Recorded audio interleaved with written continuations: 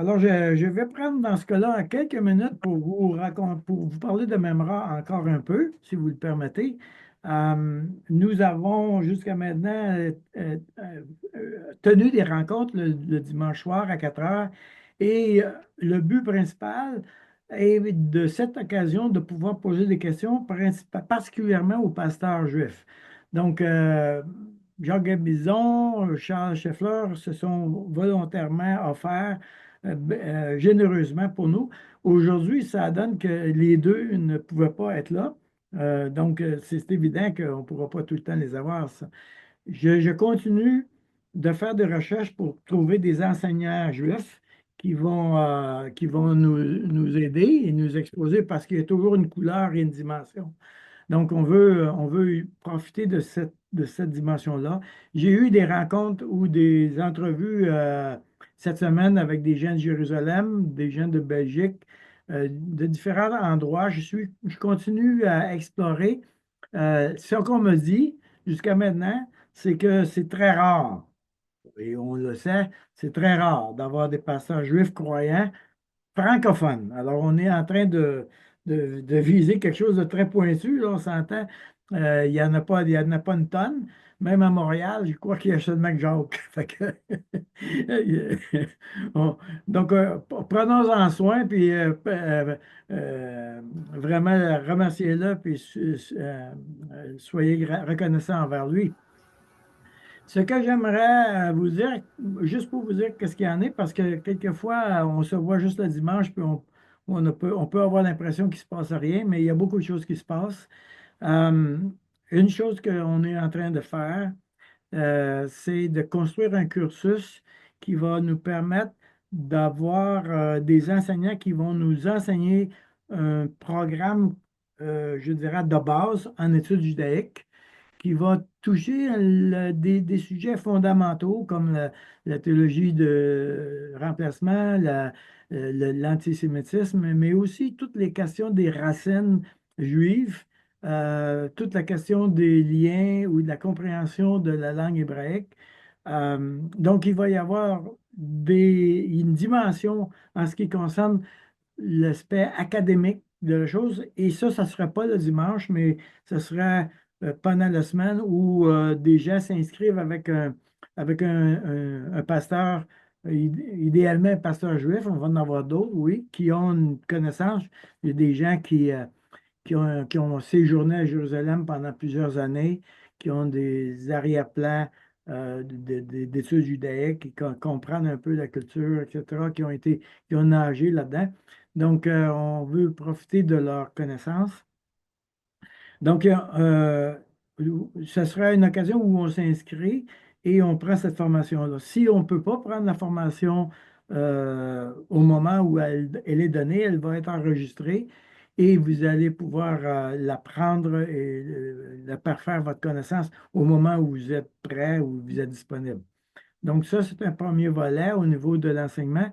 Le deuxième volet au niveau de l'évangélisation, on est en train de développer un modèle où on va utiliser les fêtes de l'Éternel pour évangéliser.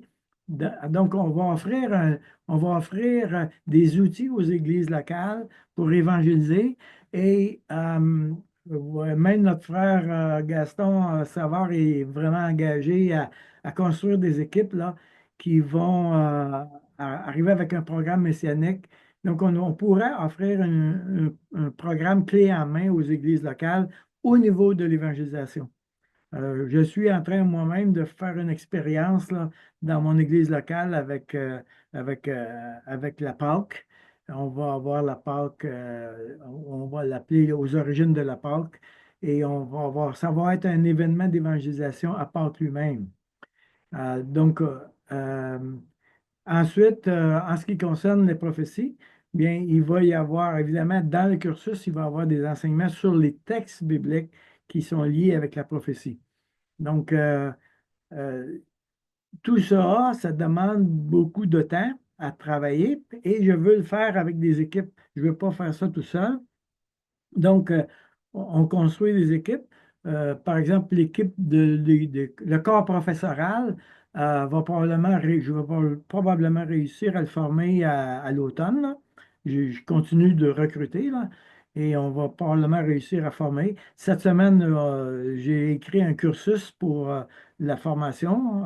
On va exposer ça aussi au corps professoral.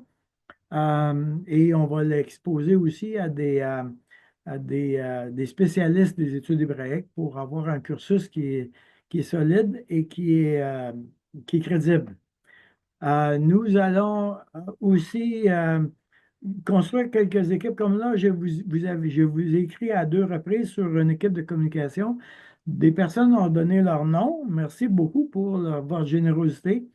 J'aimerais avoir une équipe de 6 ou 7 personnes qui travaillent ensemble parce que ça fait partie des... C'est un genre de ministère qui peut être un peu décourageant parce que ça demande beaucoup de travail.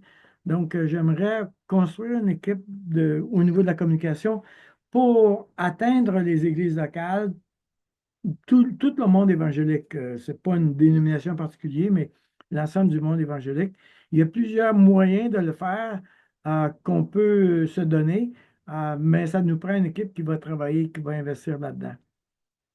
On a aussi commencé à avoir une équipe qui va construire, on va avoir une page Facebook qui va nous permettre de rayonner aussi. Donc, on a aussi des contacts qui commencent à se présenter en Europe. Donc, voilà.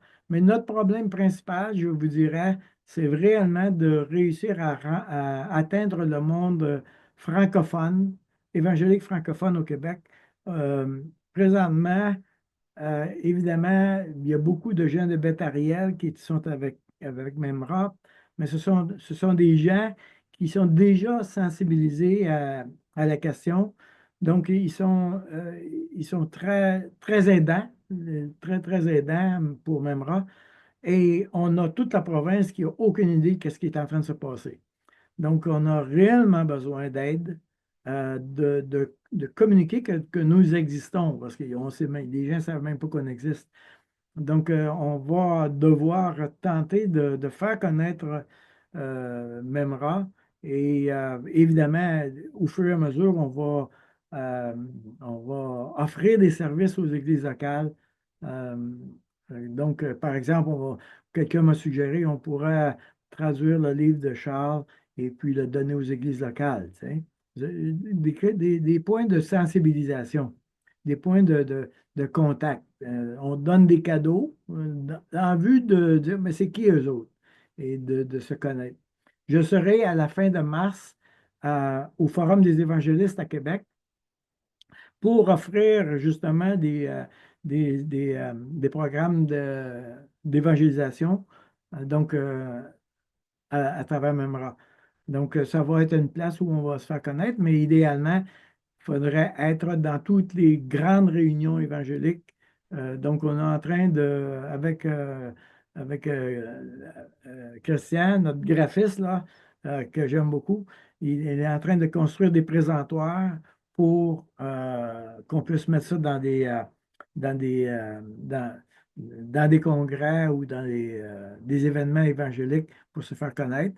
Évidemment, ça va nous prendre des gens qui vont être dans ces événements-là.